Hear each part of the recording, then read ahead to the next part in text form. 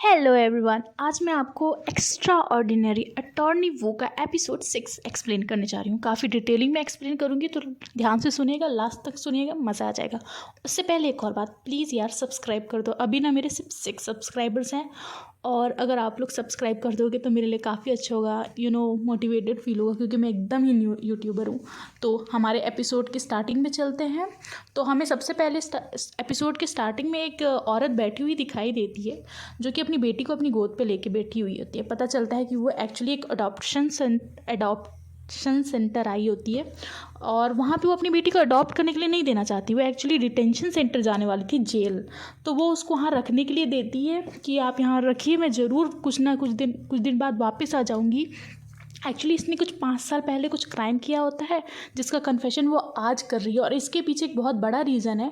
और वो बड़ा रीज़न ये है कि ये चाहती थी, इसकी बेटी तब बहुत छोटी थी, अभी 8 साल की हो गई, और ये चाहती थी कि इसकी बेटी अगर तब वो डिटेंशन सेंटर में चलेगी तो इसकी बेटी उसको याद भी नहीं रखेगी, मिलने का तो दूर की बात, कोई उसे अडॉप्ट कर लेगा पक्का। तो कुछ नहीं, और फिर वो भूल जाएगी अपनी माँ को, तो इसीलिए वो उस टाइम पर इसको नहीं देना चाहती थी। बट अभी इसको अपनी गलती का रियलाइज़ हुआ है, क्योंकि वो अपनी बेटी के साथ छुप छुप के भाग रही थी। मतलब ना तो वो उसकी बेटी स्कूल जा पा रही थी ना कुछ। तो वो अपनी बेटी के लिए कि अब वो सही फ्यूचर जी पाए और वो अब उसको याद भी रख पाएगी, तो इसलिए इसने अपना कन्फेशन कर लिया। और अब वो जा रही होती है, मतलब एडॉप्शन सेंटर से बाहर जा रही होती है, और उसकी बेटी जग जाती है और बहुत रोने लगती है। मतलब ये सीन देख के ना आंखों में आंसू आ जाते हैं, मतलब इस तरह रोती है। और फिर हमें दिखाया जाता है एपिसोड 6 का मतलब title, if I were a whale. तो हमें सबसे पहले हमारी अटॉर्नी दिखाई जाती है, जिसको मतलब उसके पार्टनर आके बोलते हैं कि तुम्हें अटॉर्नी चोई से मिलना है, सॉरी फॉर दैट, चोई से मिलना है, क्योंकि तुम्हें और उन्हें साथ में कोई एक अच्छा सा बहुत मतलब केस असाइन किया जाता है। और ये केस कोई और नहीं, जो हमने पहले अपनी विक्टिम में देखा है ना, जो वो मदर थी, मदर विक्टिम बोलेंगे हम उसको, तो मदर विक्टिम का होता है। एक्चुअली उसने 5 साल पहले कोई क्राइम किया होता है, जिसकी सज़ा उसे अब मिलेगी। बट ये लोग मतलब पूरी कोशिश करना चाहते हैं अपनी कि मतलब उसको सज़ा ना हो। और हम देखते हैं अटॉर्नी चोई को, जो कि काफ़ी मेस्ड अप है। मतलब लगता है कि वो रहती ही यहाँ है। फिर वो तैयार व्यार भी यहीं पे होती है, और अपनी मतलब वो क्या है, पीछे मुँह कर लेती कि भाई तू तैयार हो जा, मैं नहीं देख रही तुझे। फिर हमें डिटेंशन सेंटर का सीन दिखाया जाता है, जहाँ पे ये लोग आते हैं उस मदर विक्टिम से मिलने। तो मदर विक्टिम उसको सारी घटनाएं बताती कि एक्चुअली हुआ क्या था। ये एक्चुअली मतलब कोरिया से भागी हुई है, मतलब वो कोरिया जो बहुत रूड कोरिया है, मतलब जिसकी हम न्यूज़ सुनते हैं कि वहाँ का लीडर किम जोंग है और कितना अत्याचार कर रहा है। तो वहाँ से भागी हुई होती है 5-6 साल पहले। तो जब वहाँ से भागी थी तो इसके पास पैसे थे, जो एक उसने यहाँ किसी ब्रोकर को दी थी, जो कि एक औरत है, जिसको लोग मदर बुलाते हैं, मतलब मदर बोलते हैं। तो उसको दिए होते थे, पर वो उसका पैसा खा गई, जो कि 10 मिलियन बॉन्ड था। उसका भी नहीं, एक दोस्त का भी इसके पैसा खा गई रही। तो एक दिन रात को मतलब ये लोग ने मतलब उसका पैसा नहीं दे रहे थे, तो ये लोग पता है उसके घर गए, और मतलब ये आप देख सकते हो स्क्रीन पे।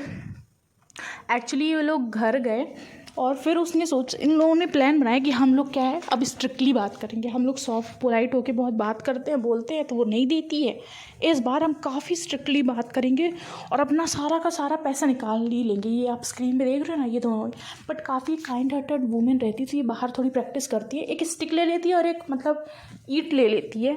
और मतलब काफ़ी डर भी रहे होते हैं ये लोग, बट अपना पूरा करेज मतलब इकट्ठा करके जाते हैं।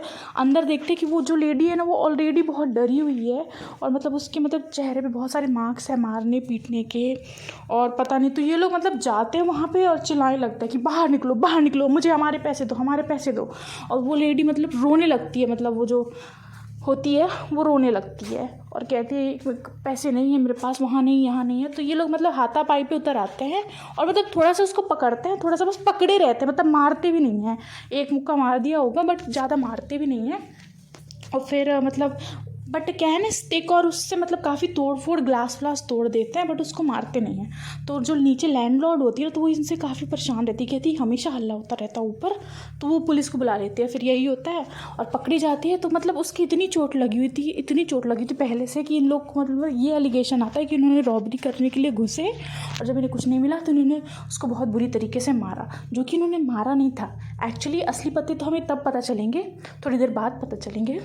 तो बस यही। तो जो इसकी दूसरी पार्टनर थी ना, तो ये 5 साल पहले ही पकड़ी जा चुकी थी और इसकी अभी 5 साल की एज मतलब कंप्लीट हो गई है। बट ये भाग गई थी क्योंकि इसकी छोटी सी 3 साल की बच्ची थी, अपनी मदर विक्टिम भाग गई थी। और अगर वो छोटी सी बच्ची को छोड़ के चली जाती तो आप जानते ही हो उसको याद तक नहीं रह पाती, कभी मिल भी नहीं पाती। और यहाँ पे रो रही होती, कहती है कि मैं चाहती हूँ कि आप कुछ भी करके मेरी मतलब सज़ा कम करवा दीजिए, और अगर मेरी सज़ा कम ना हो पाए ना तो आप काम करिएगा, साल में 2 बार मेरी बेटी को मुझसे मिलाने ले जाइएगा। तभी हमारी वो को गुस्सा आता है कि तीखी सी बात कर रहे हो, हम तुम्हें छुड़ाएंगे। और आप जानते ही हो हमारी वो को मतलब माँ शब्द से ही कितना लगाव है, मतलब माँ शब्द सुनते ही वो मतलब अलग ही एनर्जी में आती है, हीट अप हो जाती है बिल्कुल पूरी तरीके से, काफ़ी ज़्यादा। फिर एनर्जी के लेके फिर हमें नेक्स्ट सीन दिखाया जाता है, अपने पार्टनर के पास जाती है उस विक्टिम, मतलब वो जो जिनको इन लोग ने मारा था ना, मतलब मारा भी नहीं था, तो उसकी फ़ोटोज़ वगैरह और सब कुछ देखती है। तो देखती है फ़ोटोज़ में कि यार कितनी बुरी तरीके से मारा था, जबकि वो 2 औरतें बहुत छोटी छोटी हैं और वो कोई एक्सपीरियंस भी नहीं थी, तो वो दोनों इतना कैसे मार पाएंगी। तो ये तो साफ साफ पता चल रहा है कि कुछ ना कुछ तो गड़बड़ है। तो ये लोग मतलब सोचते हैं कि चलो 5 साल पहले जो अपनी मदर विक्टिम की जो पार्टनर थी जिसने उसका क्राइम किया था उसके लॉयर से बात करेंगे। बीच में हमें सीन दिखाया जाता है हमारे हीरो का, जो कि दारू अल्कोहल पी रहे थे, मतलब अपने रूम पार्टनर के साथ। और अल्कोहल पीते पीते ना वो एक बात बोलता है, यार तुम्हें पता है मैं ना एक इंसान को लगता है कि मैं उसे पसंद नहीं करता, जबकि मैं उसे पसंद करता हूँ। तो उसका रूम पार्टनर बोलता है मैं समझ सकता हूँ तुम कैसा फील करते हो, वैसे वो कौन है। तो कहता है वैसे वो हमारे साथ ही काम करती है। तो कहता है पक्का वो एक अटॉर्नी होगी, क्योंकि स्टाफ में तो कोई ऐसा है नहीं। फिर बोलता है वो तो बिल्कुल नहीं होगी, अपनी अटॉर्नी वो तो बिल्कुल ही नहीं होगी। तो अपना हीरो देख के मतलब मुँह बनाता है। फिर वो मतलब बात करने लगते हैं, लेट जाते हैं, लेटे लेटे मतलब उसका पार्टनर क्या बोलता है, पक्का वो अटॉर्नी चोई होगी। मतलब देख रहे हो जो अपनी वो के साथ काम कर रही है, इसको ये स्क्रीन में जो इसको बोल रहा था। फिर बस यही होता है। फिर हमें अगला सीन दिखाया जाता है जहाँ पे हमारे अटॉर्नी वू और चोई मतलब उसके अपने मदर विक्टिम के पार्टनर के लॉयर से मिलने गए थे। वो उससे 5 साल पहले के केस के बारे में डिस्कस करने आए हुए होते हैं। वो यहाँ पे मतलब अपने उस केस के बारे में डिस्कस करते हैं, उनसे पूछते कि आपने उस केस को मतलब लड़ा था। तो उसने बताया हाँ हम लड़े थे और हम हार भी गए थे।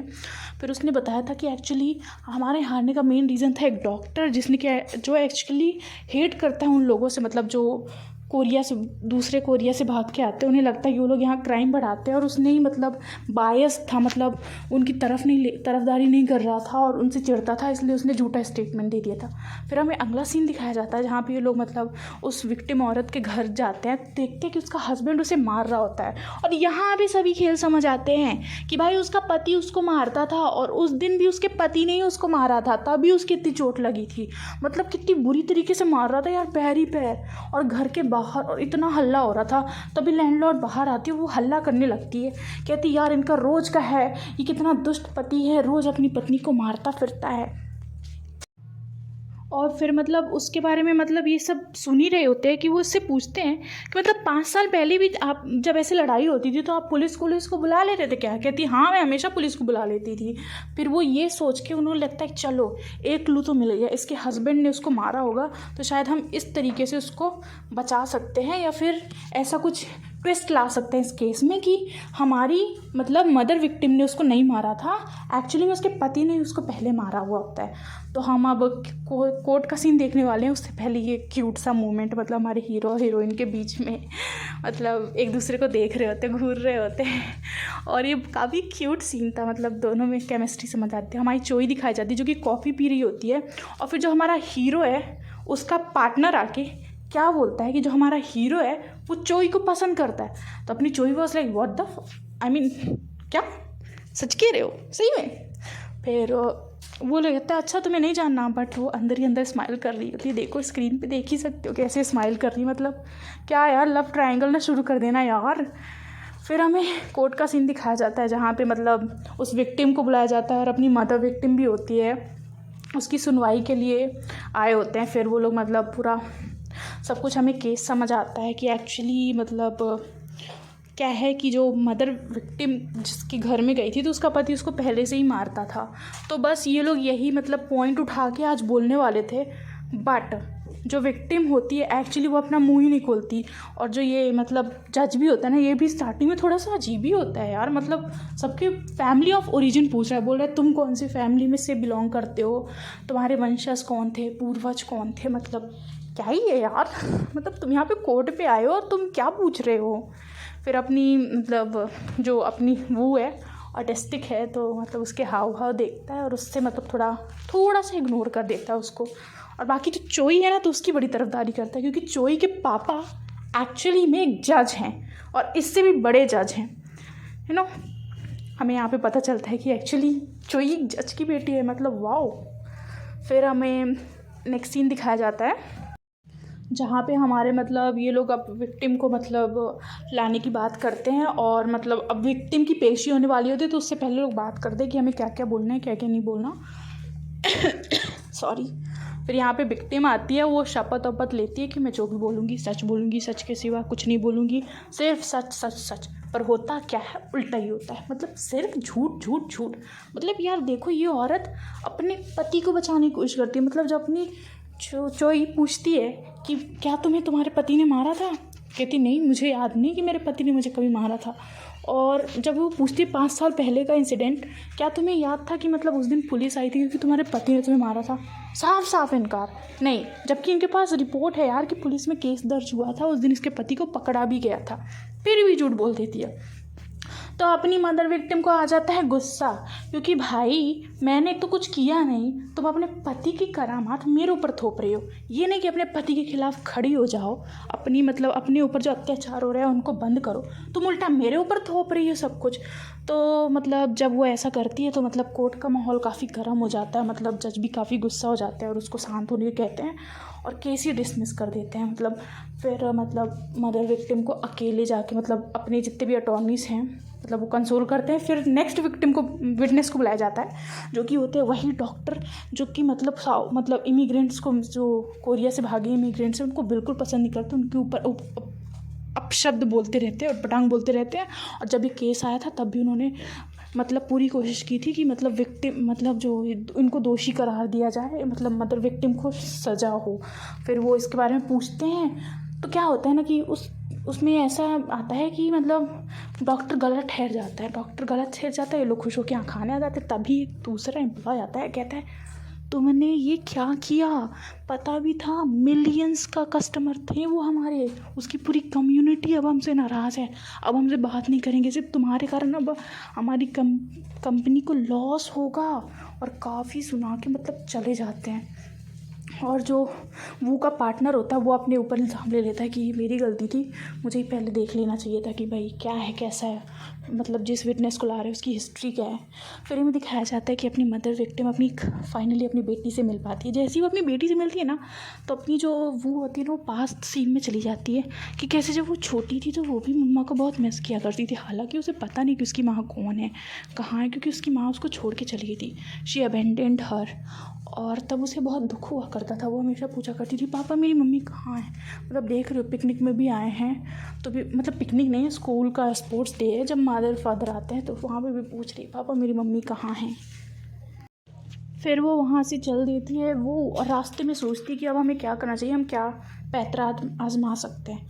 तो वो नए पैतरे के साथ आते हैं और कोर्ट में आते हैं और कहते हैं कि एक्चुअली हमारे मतलब जो मदर विक्टिम है वो एक्चुअली नॉर्थ कोरियन है, और नॉर्थ कोरिया में ऐसा मतलब रूल है ही नहीं, और वो वहाँ पे रही है इसलिए उसको लॉ की ज़्यादा जानकारी नहीं है, इसलिए उसके हिसाब से रॉबरी नहीं थी, वो तो बस मतलब मांगने गई थी जहाँ पे हाथापाई हो गई थी।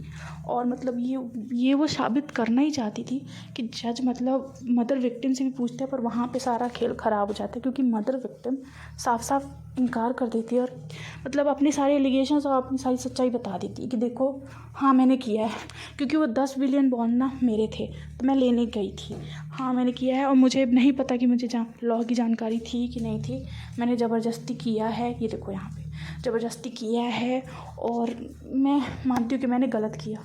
फिर बैठे बैठे अपनी ना वो को मतलब उन लोग को लगता है कि भाई अब तो खेल ख़त्म।